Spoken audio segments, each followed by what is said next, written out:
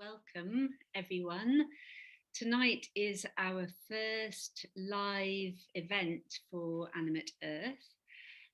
So thank you so much for coming. It's really lovely to see you all. We're really interested here at looking at the relationship between us as humans and the rest of the natural world, whether that means the things that we can see or the things that we can't see. So we are taking the starting assumption that everything around us is alive and intelligent and ensouled. And if that's the case, then how do we find ways of re-establishing our communication with that? It's a belief that all of our ancestors had till not so very long ago. So we have various sources of information to pull on when we're looking at this question of communication. Those come in the form of myths and story, in lineages of magical traditions that have been passed from old times, in indigenous traditions around the world, and in literary traditions as well.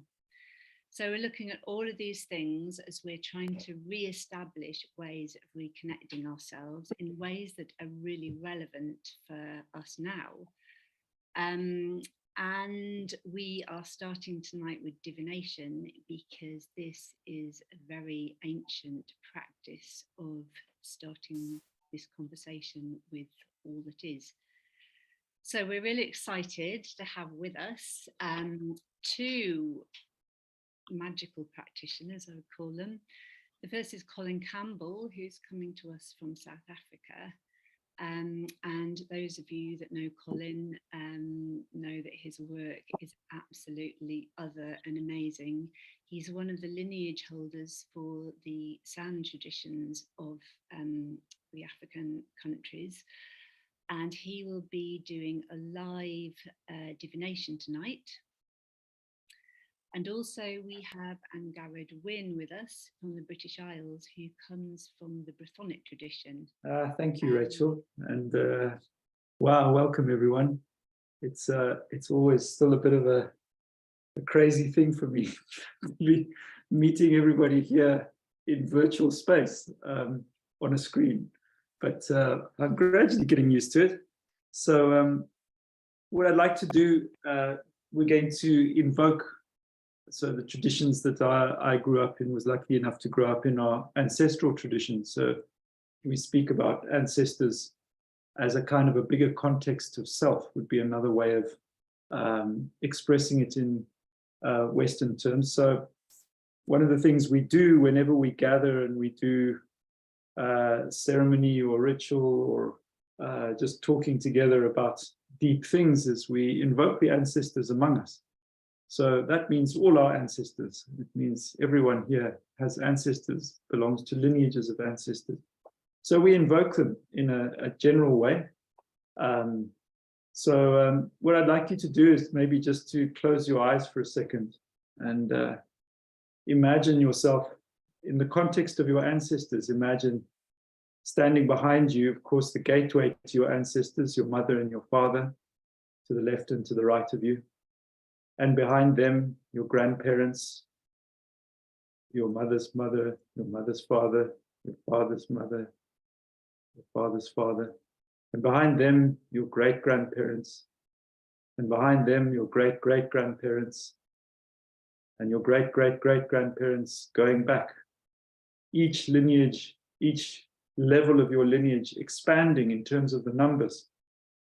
So when you have 4 grandparents, 8 great-grandparents, 16 great-great-grandparents, 32, 64, 128, 256, 512, 1,024, and so it goes on, exponentially increasing in the numbers of people who are part of your ancestral field, if you like. So just be aware of those people all the way back. And then, of course, beyond the people, before the people, because the world didn't begin with people, you then become related to the animals, the plants, the birds, all the creatures that roam the earth, the insects, and then rivers and mountains, rocks, and finally the earth itself. And then further out into space, the stars, the galaxies, the universe in its entirety, right at the base of your ancestry. So you're by fundamental link related to absolutely everything through the lineages of your ancestors. So just feel that context, just hold it as you sit where you are now. Thank you, Colin. Beautiful. Thank you, Colin.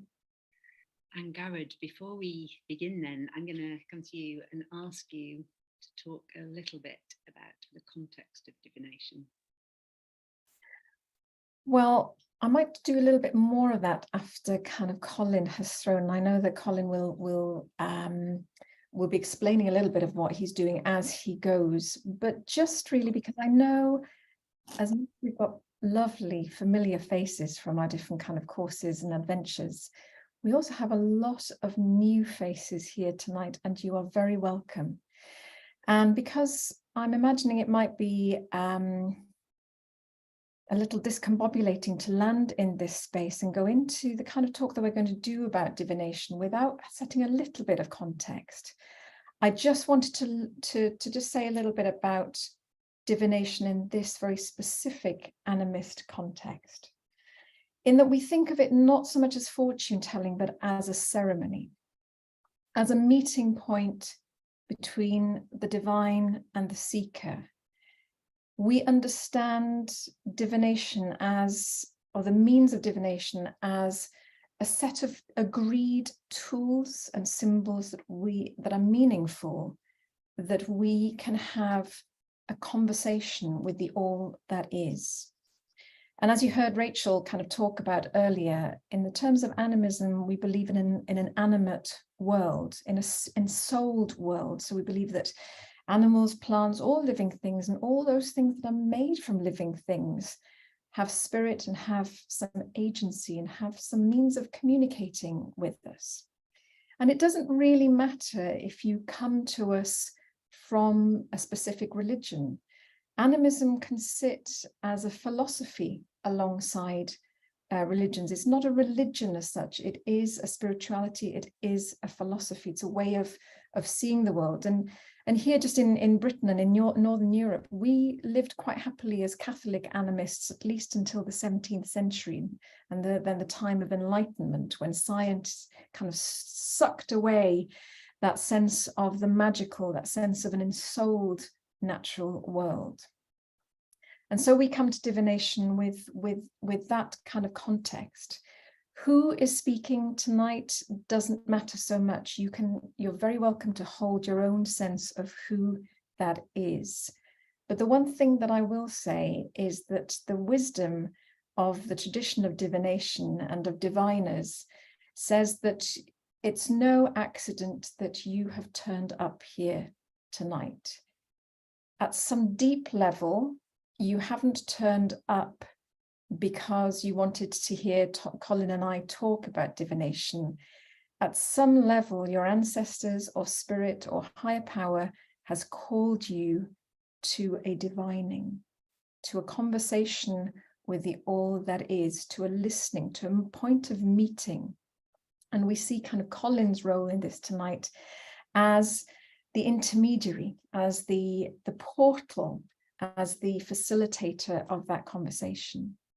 And I'm not going to say more just now, just to give you that kind of, I suppose, some kind of ground on which to stand on, and hopefully to welcome you all in. And without further ado, I'm going to hand over to Colin to show us divination in practice, in the knowledge that we now understand a little bit of what it is, and that we come to it with the reverence that this moment deserves. Thank you very much, and I'll see you after the bones. Colin. Thank you, Angharad. Yes, so one of the things that we find ourselves having to do when we gather as a group like this in these modern times is compress things into very small spaces, things that are big. So when we're discussing matters like this of divination, as we call it in the English language, it's a very, very big thing. And we find ourselves trying to make it small so that we can discuss it in a short period of time. But nonetheless, with the help of the ancestors, maybe we can condense it sufficiently to give ourselves a reasonable sense of it as we gather here tonight. Many of you will probably have encountered in divination or be diviners yourselves in your own ways, because divination is something that happens all over the world, absolutely everywhere, in its different ways. And all cultures at one time practiced this, what we would call an art, I guess. It's more than an art, though. So what I'm going to just introduce you to this evening is, you know,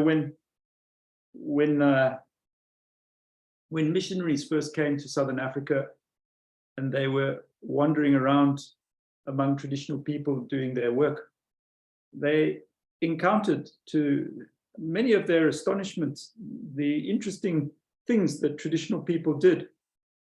And among them was this strange habit of often sitting in the village under a specific tree and bringing out objects and doing some kind of a performance. They wouldn't really understand it because it was in another language, and the way things worked were a bit foreign and difficult, but they wrote about it. So we have these writings about the first people from Europe who came here and described this thing that people did, where they took out objects and they threw them on the ground with incantations and interesting talk and poetic sounding language. And then the great discussions would evolve around them, because people would gather from the village to hear what these objects had to say. And when the missionaries looked at them, they said, oh, it's very interesting. They seem to have animal bones in them, among many other things. But they became generically referred to thereafter as the bones. The bones is not really a very good way of describing these objects at all. The traditional way is ditaula in Setswana. This system of practice comes from southeastern Botswana predominantly, which is where I mostly grew up. I grew up in different parts of Botswana, but most of my growing up was in southeastern Botswana, in a time when I was lucky enough still to be able to be growing up among traditional people in a traditional community, going through many of the initiations that traditional people went through, and also going through a process of learning to become a diviner and going through the initiations of being a diviner over about a 15-year period when I was a child and into my teens. During this time, you know, I was introduced to the whole cosmology, because to be a diviner is to be a carrier of the cosmology, is to be a story holder. Because divination in the end is a story, it's a narrative, and it fundamentally sits at the core level of the core narrative of the culture that it represents. And most forms of divination have a system of containing that, which is usually in poetic form. The reason being that poems are the only way really of incorporating the riddles that come back to us in our queries that we put out to the universe, if we use the language of our Western way, or the ancestors, if we were talking from the perspective of an ancestral culture. The ancestors is another way of saying the universe in a certain sense, because the ancestors are everyone and everything. Ultimately, we can be specific about it in terms of certain people, we can be specific about it in terms of certain animals, or we can be general and say we're related to absolutely everything, and that's the ancestors. So when we put questions out there to the ancestors, either in specific form or general form, we get riddles back. And these riddles are poems. Maboko, they're called in Setswana. And these poems are complex and deeply rooted in the cosmology of the culture, and more importantly, deeply rooted in the natural world within which that culture lives. So the natural world essentially is the expression of the cosmology. It's the way that the cosmology organizes itself in imaginal form. So we are imaginal creatures as human beings. We imagine, we work with images. It's one of those things, either internally or externally, projected in the form of symbologies and so on. But the image is really what we work with. So when we go into nature, our imaginal mind essentially reflects back at us from the natural world, which reflects, according to traditional people, our deep inner nature. So there's a resonance, there's a reflective resonance between nature out there and nature in here. And the ultimate balance and interactive way of nature is reflected internally in the balances and interactions within ourselves. And there's a deep and fundamentally inextricable relationship between the two. It's not a divided world, it's an intermingled world. The internal and the external are intermingled. But the fundamental base of who we are, according to traditional people, and this has always been the case, is reflected in nature as nature is. So in the old days, there would be the world of the village. And the world of the village is where people lived and where people interacted. And it was things of people. You build houses, you have the brewing place, you have the butcher's place, you have, all the different components of what being human means. And then beyond the bounds of the village, you move into the grazing lands of the livestock. And then beyond that, you move into deep nature. And deep nature was understood to be the expression of life in its purest and most profound and balanced form. And it has its own world and its own law in the LORE sense. And all law that was made by humans had to be fundamentally informed by that great law that is the law of nature. Now it's interesting because relatively recently, the cultural historian and theologian Thomas Berry was quoted as saying that nature represents the primary text. In other words, there are all these sacred texts that we have. And these texts are texts that we go to kind of ask questions about the universe, life, existence, the way we are, who we are, where we come from. So what Berry said was, if we want to really know that truly, then we go back to nature, because it is from her that we will come ultimately. And it is to her that we return fundamentally. And it is to her that we are fundamentally and inextricably and ultimately related and reflected. And so if we want to know anything about ourselves, we can go into nature and we can query anything. And we will find that there is, if we understand the language, in other words, if we are able, in inverted commas, to read the primary text, we will understand what nature has to say. Traditional people would have said exactly the same thing, funnily enough. And in southeastern Botswana, what they would say is that there's another way of doing this as well, and that is, and it goes with a big creation story that hopefully one day I have the opportunity to tell you. It takes about 3 days to tell you. But in that creation story, we find out how it was that nature gave us these objects as a representation of all the different components of herself.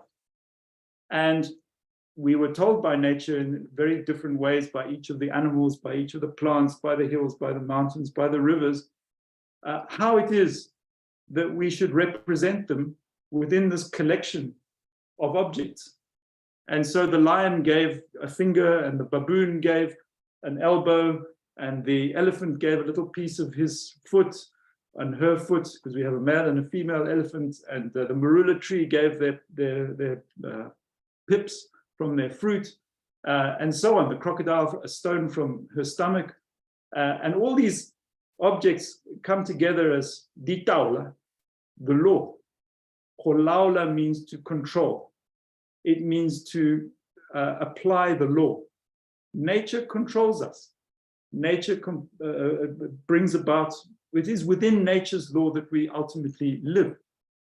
But of course, the old stories tell us that, well, one of the things that we did was we stole fire from nature. And there's a whole story about how that happened. And the creator, the great creator of all creatures and all things, took us aside and said, listen, you've stolen fire. Now you're in deep trouble, actually. But since you've done it, let it be your destiny. But know this, in stealing fire, you separate yourself from nature. So forever you will be living in separation, and you're going to have to find your way back to connection with nature, because fire has separated you, because it's a very powerful medicine, and whoever possesses it, they are not directly part of nature. So there's this whole way in which we seemingly, from time immemorial, have this image at the heart of being human, of being separated somehow from nature, and of needing, through our practices, through our way of living, through our communicative processes, and through our relational building, to find our way back into some fundamental connection with nature. And divination is at the heart of that. Divination gives the directive of how to do that, how to restore, how to return to that fundamental relatedness within ourselves that stretches into and intermingles within the rest of nature. So that's really the context of where it sits.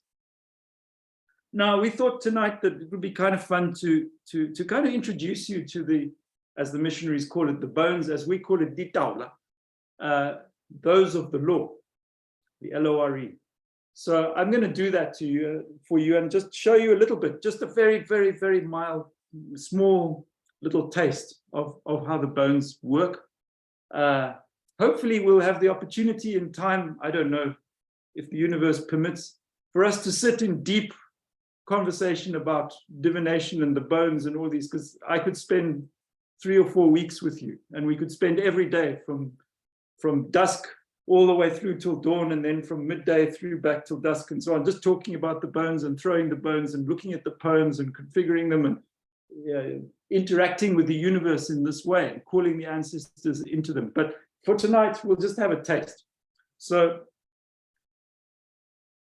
these are the bones, the taula. And what traditional people say is, when I hold them like this, I hold the universe in my hands. So a diviner is tasked with holding the universe in her or his hands. People would ask you, well, how do you find all these bones? Well, with great difficulty, because you can't go out and hunt any of these animals and assume that that's going to then form part of your bones. They must come to you. The animal must come to you. The animal must give it to you. That's a really tough business. The first thing that it requires is that you live deeply in the place where they come from, where these animals are, where this great wilderness is. And you need to learn as you go fundamentally how to relate to that place. You learn the directions of the winds. You learn the movements of the clouds. You learn the way the trees move in certain winds. There's certain kinds of winds. There are different qualities of winds. You learn the animals, their different calls. They call at different times of day. You learn the bird calls. You learn their sounds. You learn what they're saying. You learn to read the primary text. And as you learn to read the primary text, you learn how to transpose those into the symbolic representations that are the bones. And thus you learn to become a diviner. That's how you become a diviner. So a diviner is in a sense somebody who shows the road to deep connection. And the bones themselves show the road to deep connection. What we're in search of, what we're chasing, what we're after here is fundamentally deep connection. We're finding our place once again in inextricable connection with absolutely everyone. And I say everyone because in an animate universe, there's no such thing as a thing. Everyone is somebody. Whether it's a teacup or a teaspoon that you buy from the local supermarket, whether it's a chair that you sit on, whether it's the hyena out in the wilderness, whether it's the great mountains out there, the oceans, the stars above, everyone is someone. And therefore, we have a fundamental capacity to relate to them because we're relating to someone. And that means that we have this potential for fundamental and very deep relationship. So the taula, the law, really is a system, a way back to deep relationship, back to fundamental relationship. So now we ask ourselves, okay, so what poem are you telling us now? And we start to look at the configurations because this system comes from a collective culture, which means everything is contextual. Nothing has meaning on its own. Everything has meaning by dint of its relationship with everything around it and everything else. That's the nature of a collective culture. So what we find ourselves in these modern times, in increasingly individualistic cultures, is inculcating a deep feeling of isolation. And the deep feeling of isolation simply comes from this notion of I am myself. I am myself, it has its advantages, but the disadvantages of it are that we begin to see ourselves as an encapsulation among other things, rather than a relationship between everything. So ultimately, a collective culture would see me as a relationship between everything, and you as a relationship between everything. And those relationships move and are constantly in motion together, and they are dancing, and they are expressing, and they are creating, and they are co-creating. And that's how a collective culture would understand. And all cultures, by the way, pre-industrially, were collective to one degree or another. And the further back you go, the more collective we were. And not only were we collective as a human collective, but we were collective within the entirety of existence. We were collective with the stars, we were collective with the rest of nature, we were collective with everything. We've become increasingly isolated, that is, separated. And traditional people here say that that is because we stole fire in the beginning, and now, more recently, we've forgotten the practices that used to return us back to that relationship. We used to have those practices. We were given those practices by nature herself at one time.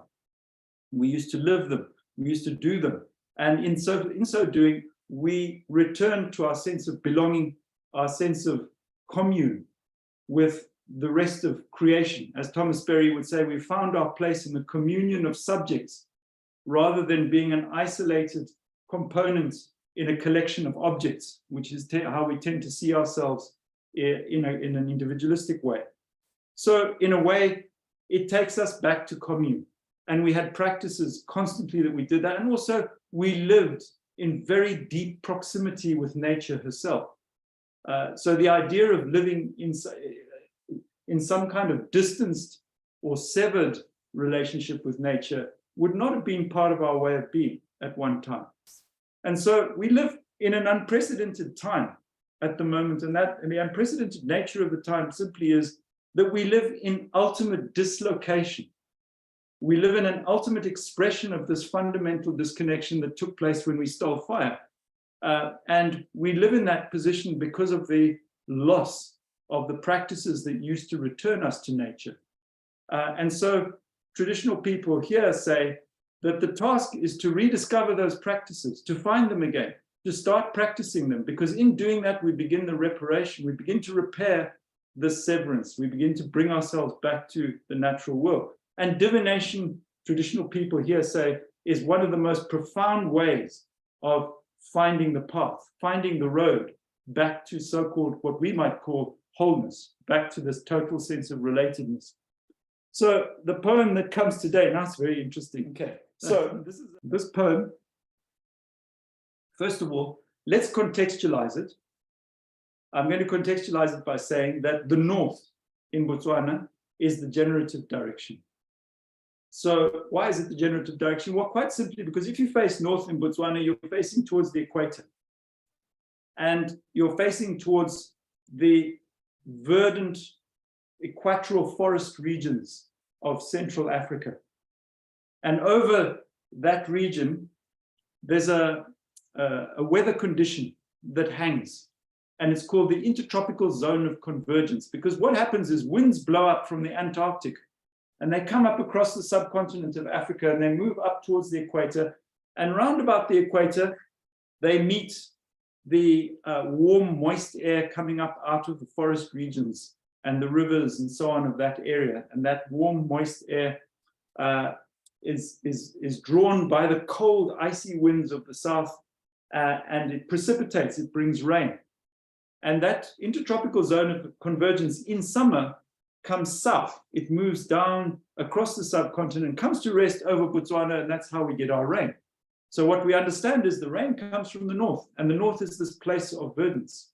And in the winter, in the old days, before border fences and cordon fences and all the other fences that have been put up, the animals used to migrate from Botswana all the way up through the subcontinent into Zimbabwe, into Angola, into Mozambique, and then north, all the way up into the Congo region and the equatorial regions of Africa. And they used to graze there during the winter, and then they'd come all the way back to Southern Africa in the summer. So as the summer approached, the animals would be coming back from the north. So the north is this generative direction. Now, this poem is oriented to the north. And therefore, we can say immediately it's a generative poem. It's got potency. So now let me try and translate the poem for you in English so that you can see if you can make sense of it. Unfortunately, it's going to be a little stulted because translation is a tricky business at the best of times, and from these poems, even more tricky. But let me do my best. It says, travel. Now, it's interesting because here we sit in these very difficult times, and we sit with, most of us, conundrums that we're trying to solve, because of economic systems and because of political systems and because of climate changings and because of technological craziness and all the stuff that's going on in the world. And we're at this very, very tricky and difficult passage in our history as human beings, in fact, in our history as a planet. And we find ourselves sitting here scratching our heads in worry and saying, what's going to happen? How do we navigate these times? What do we do with them? How do we respond to them? What are we supposed to do? Are things going to change so fundamentally that we're going to be utterly lost and destroyed? Well, we can understand that any fundamental change is a passage, and any passage is tenuous. So the more profound it is, the more fundamental it is, the more tenuous it is. We know that. So in traditional times, being born was a very tenuous passage. Moving from a young child to a middle child was a very tenuous passage. Childhood was a very tenuous passage. Moving from child to adult was a tenuous passage. So the understanding is that as we go through these fundamental changes, either as an individual or as a collective, these are passages and they're changed. There are times when change intensifies, when there's an amplification of everything, and when, in a certain sense, our existence at some level is put on probation. And are we going to make it or not? The only way to make it is to transform fundamentally. If the child doesn't become an adult, she doesn't survive. If the child is not born, she doesn't survive. So it's born or die. Move into this fundamental change or die. And as a humanity, I would suggest to you, we kind of sit in that situation right now. We're in this tenuous position. Are we going to make it through this passage? Because we're fundamentally changing. The world is fundamentally changing. And we look about us in horror because the change is so fundamental. It's so radical. And it's so impactful on absolutely every last aspect of what being alive means right now. That's a passage. And for the first time, perhaps, I don't know, but it's likely for the first time that we look upon ourselves as a global system. Now, the mythologist Joseph Campbell suggests that the first time that really happened was when we first saw the image of the entire Earth from space in 1968. And then in 1969, when we had the first images of the Earth rising above the plains of the moon coming back to us, he said there was a fundamental psychic shift within, or psychospiritual shift even, or mythic shift within humanity. We, instead of seeing ourselves as these disparate little collectives in our little places, we began to see ourselves in terms of a globe. The idea of the Earth came into being. So that in itself, Campbell suggested was unprecedented, and maybe that's true. But we transformed in that moment, and we continue to move through that transformation now as a globe, and we go through the fundamental changes that are occurring as part of that. And the question, will we make it, is in the minds of pretty much everyone, I think, particularly at the moment, and more increasingly as time goes by. Now, this poem comes to us in the midst of all of this alone. What does that mean? Does that mean we walk alone? Does that mean we are in isolation? No, it actually doesn't. Because when in the Tswana tradition somebody says, this is yours alone, it means walk it, it belongs to you, it's yours, it's a blessing. So actually, now this is a happy thing, because the bones can be very acerbic and they can be very critical, and they can prognose doom and gloom. Anyone who knows divination knows that. So when you get a blessing in divination, you kind of sit back and you heave a sigh of relief, because it's a great thing. And in these times, it's moderately rare as well, because divination tends to be wagging its finger at you a lot right now. But anyway, this particular poem is extremely positive. And it says, you who are hearing, you the inquirer, because we're all considered the inquirers as we sit here now. We could consider ourselves all gathered under the tree. In the traditional way, you know, divination, somebody would come with a question usually, and the diviner would get out her or his bones, and they would throw the bones. And one of the things about a collective culture is nothing is private. So it's out under the tree in the middle of the village, and anybody passing by says, the bones are being read, let's go and see. And everybody gathers around, and you might very soon you have a big crowd, and you're busy pouring your heart out to the diviner, and the diviner is busy divining for you, and all the deepest, darkest secrets are there for everybody to see and hear. And then the poems come, and by the way, most people would have known the poems in traditional times. And so the diviner chants the poem, and then a voice comes from over there and says, yeah, you know what?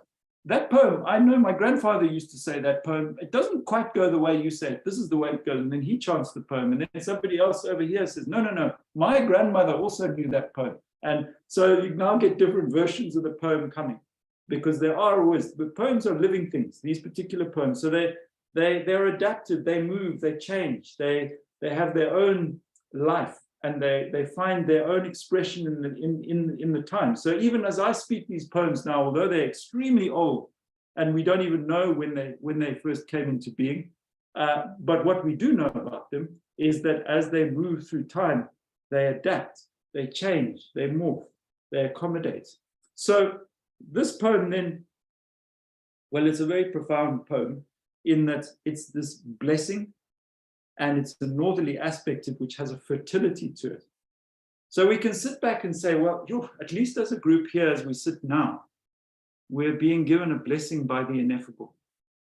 And we're being told, you know what, you know how to be human. You know deeply how to be human. Merely remember it. So when the poem says, call a wedding, call a marriage, a wedding and a marriage is a deep symbolic enactment of relatedness. So it's not just the getting together of two people in the holy matrimony as we might see it today.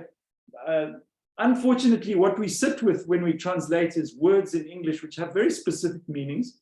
But unfortunately, we have a bit of a paucity of words in English to translate into from a language which has many, many hundreds of thousands more words for things.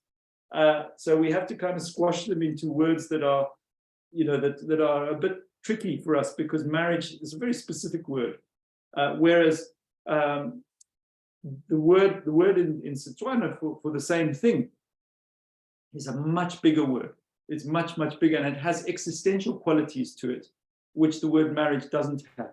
So when it says call a marriage, it's an existential expression of deep relatedness. It says, your relatedness is inherent. Remember it. To call is to remember, because you call from behind in an ancestral culture, remembering that perfection lies behind in an ancestral collection. There was perfection back there, and our task is to get back to that perfection. That's different from the way we see it in modern culture, which sees perfection as somewhere out ahead of us, and we've got to strive to become that in the future in some way. So in that sense, calling a marriage is in a way saying, call back that sense of relatedness that you know.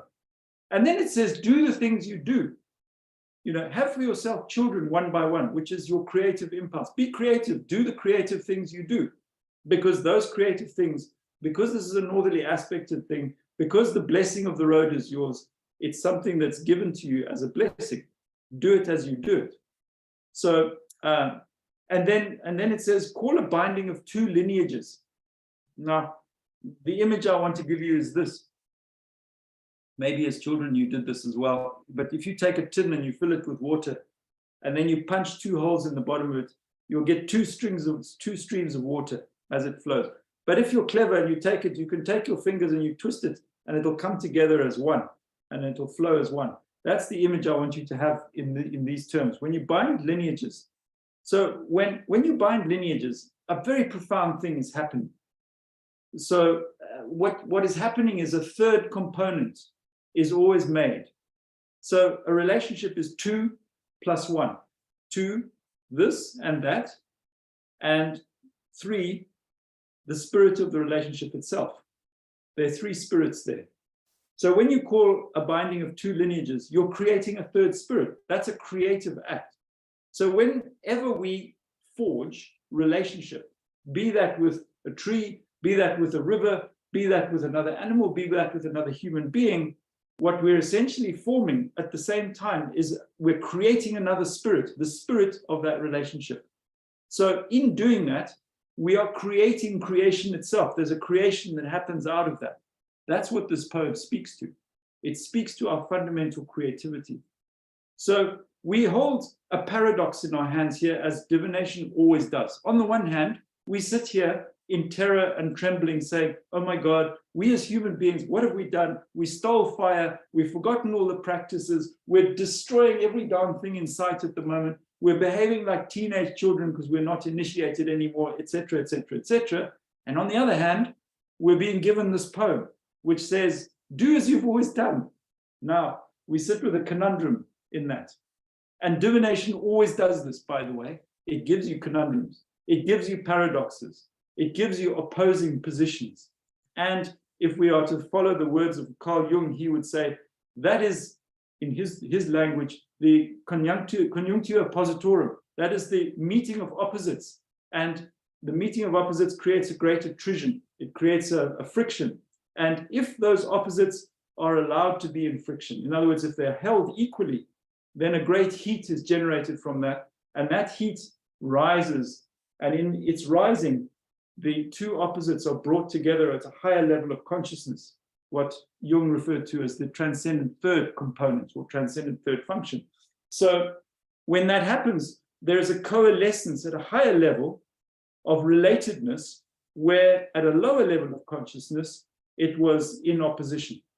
So we see it at a higher level. So in a sense, that motif is also present in this poem. It's expressing that. So I realize I'm now babbling on a lot myself. I've just given you an essence of the poem, an essence of how the bones work, an essence of how the system works. We're going to then move back into talking about divination a bit less specifically, and perhaps also later bringing in some questioning and thinking about it. But what is also important when divination takes place is there's a certain potency that happens. So in the Tswana tradition, it's a quality of spirit, and it's called siriti. Siriti comes. So siriti is a kind of it's an indescribable sense of something. When these poems come into being, when you sit either in front of a Taoist master, or you sit in front of a traditional African master, or you sit in front of a European master, and they chant their poems and they chant their poetry and they do their bardic thing if they're Western Europeans in the ancient traditions, then something happens, because what is happening there is a commune of the universe is taking place. The vultures are circling, the hyenas are calling, and everyone is gathering at that place. And when everyone gathers, a profundity takes place. That's what divination invokes, and that's what we hope we invoke when we divine. So I'm going to end there for the time being, and I'm going to hand back to Angharad and Rachel. Thank you. Thank you, Colin. Thank you deeply to the ancestors for that guidance and for illuminating why maybe we've been brought here tonight. I want to make sure that we have enough time for questions and discussions at the end. So I'm not going to speak for very long, but I thought it might be useful just to kind of pad this kind of out in terms of some context even further within the bounds of or the way of thinking and the philosophical and spiritual imprint of animism.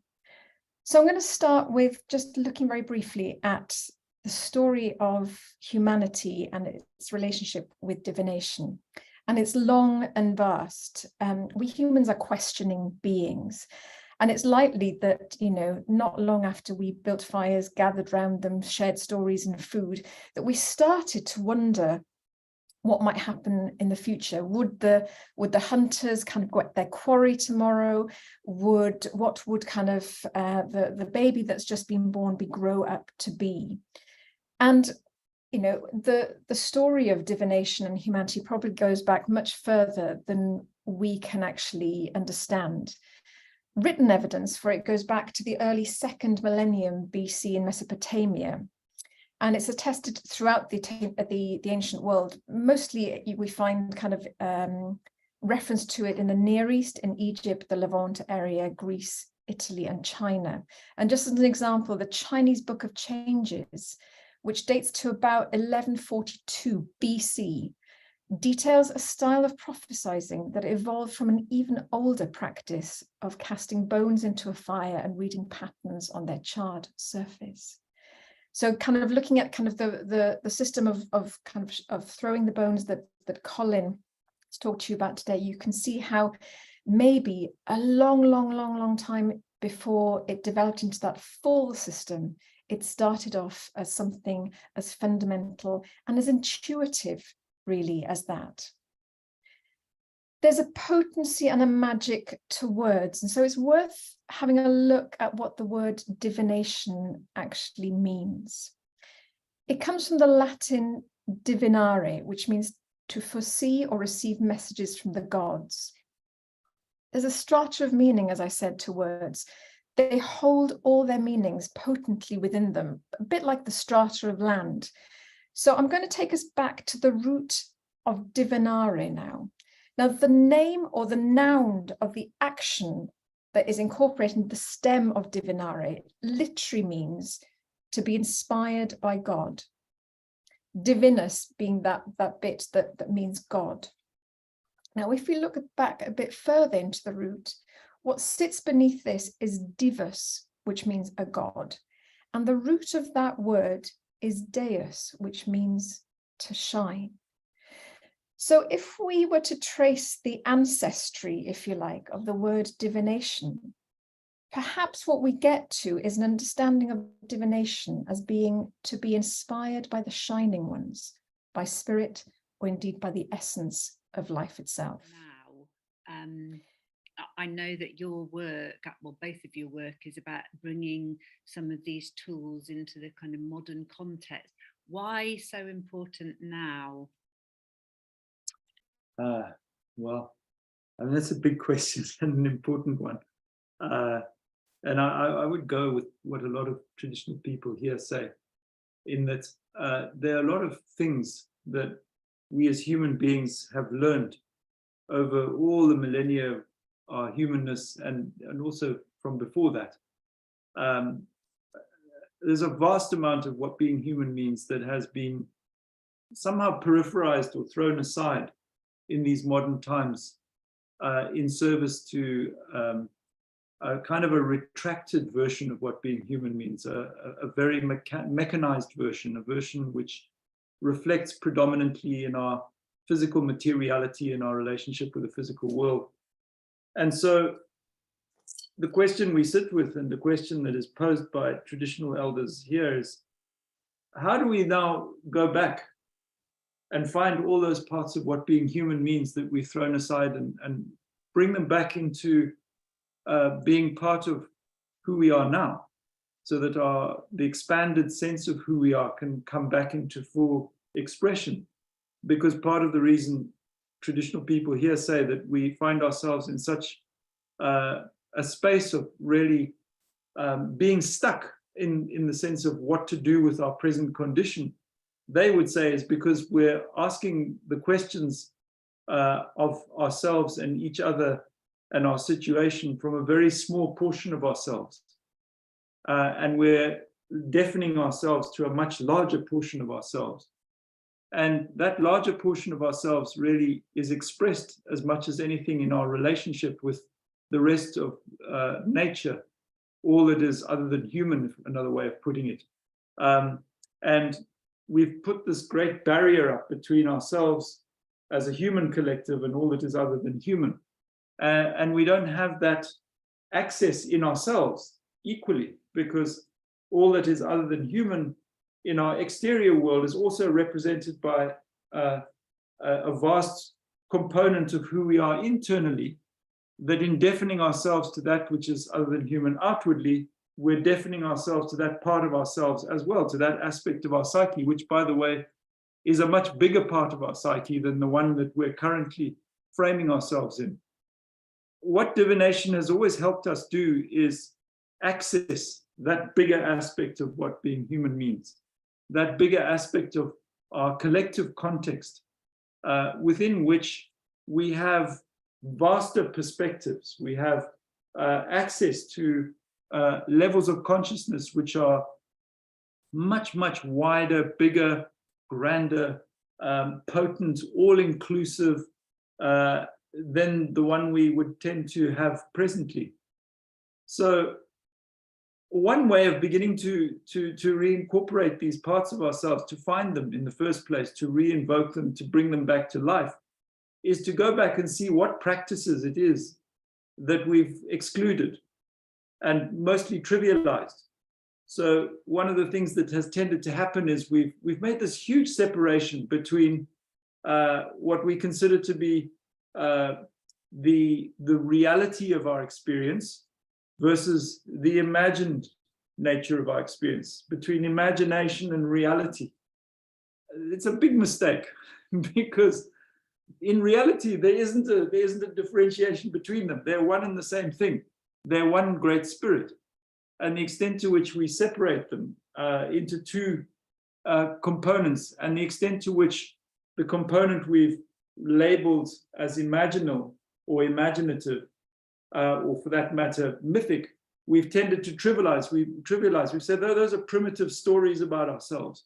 Now we're enlightened. We've since the industrial age, the advent of the industrial age, we now understand the machine of the universe, and we understand its working parts. And sure, out of that comes some miraculous stuff, but unfortunately at the cost of a huge, huge, huge, huge loss. And we're beginning to really experience the repercussions of that loss. So one way back is, what divination represents a way back, because in a way, what divination calls into being is the mythos of what being human means. And the mythos is filled with imagery and with dream and with all the components that can potentially reconstruct a sense of wholeness within ourselves and show us a way back to total relatedness. And in total relatedness, I would suggest to you, and many suggest here, we would begin to find solutions to what seem like impossible situations in our present world. And I would suggest that divination is one of the ways through to that. And we live in a world now where one of the advantages is we have access to cultures of very disparate natures, and we have access to their different expressions of and representations of these old practices. And so we can begin to go and look at them, and we can look at what their commonalities are, what their so-called perennial motifs are. The similarities represent the core nature of who we are, in a sense. And what we find at the heart of all of them is this inextricable sense that our relatedness to the rest of nature is fundamental to who we are, and that some sort of practice needs to be reconstructed in order to repair what has become a severed condition, wherein we're completely separated from that part of ourselves. And divination can show us how to do that. And by the way, divination is innate in us. And that's another thing we don't really recognize as humans now. We imagine that it's, those very few gifted seers who have this kind of capacity to read into things. It's in all of us. It's fundamentally part of who we are. We have that capacity for that language. We can go into nature and we can read nature. And how we do that is by resensitizing ourselves to the language of nature. The language of nature within, the language of nature without. And that is achieved through the practices. And those practices can still very, very simply be practiced, because they're not difficult. They require tenacity, and they require patience, and they require a willingness to embrace. But fundamentally, they're simple. They're fundamental to our nature. They're innate to who we are. and divination can show us how to access them. Ways. I might... You and Angharad have got different ways of divination. Elaine is asking a question here about, or she's talking about Malidoma Some's tradition for Burkina Faso. And I was wondering, how appropriate is it for us to learn under a different tradition to the one we currently find ourselves in? Does it matter? Do we look for the cross-cultural practices? What is it to learn in a specific tradition then? Yeah, that's a very good question. You know, we have these phobias of division as part of our modernity, and individualistic cultures tend to promote that as a notion that our potency is in our separateness. Actually, our potency is not in our separateness, our potency is in our togetherness. And one of the things that we know is that the most profound growing point of all culture is at the point where cultures meet. So where cultures meet, if it's two cultures or more, whatever it is, at those meeting points, that's a very fertile ground. Out of that, that's where culture grows. Those are the growth points of culture. So where we find ourselves in the world now is that we have loads of cultures meeting. And if we're not afraid of that, if we're not afraid of the otherness of the other, or the difference of ourselves, or of somehow the otherness of the other overwhelming us and taking from us and all these other things that we tend to get bound up with, then we find ourselves in a very, very creative place where the potency of who we are as humans presently, and as who we are in relation to all other creation, where that meeting is happening, there's profound growth potential that is bubbling up out of that. And so, yeah, I would say, you know, we need to embrace this. We need to go for it. And yes, sure, there are dangers inherent to it. You know, we don't want to water things down and genericize things, which is a tendency that can happen. But if we are attending to that, and if we are looking at rigorous practice, and we're looking at rigorous interaction and a care with which we enter into these relatedness with each other, then profundity comes out of that, and growth comes out of that. Profound growth comes out of that.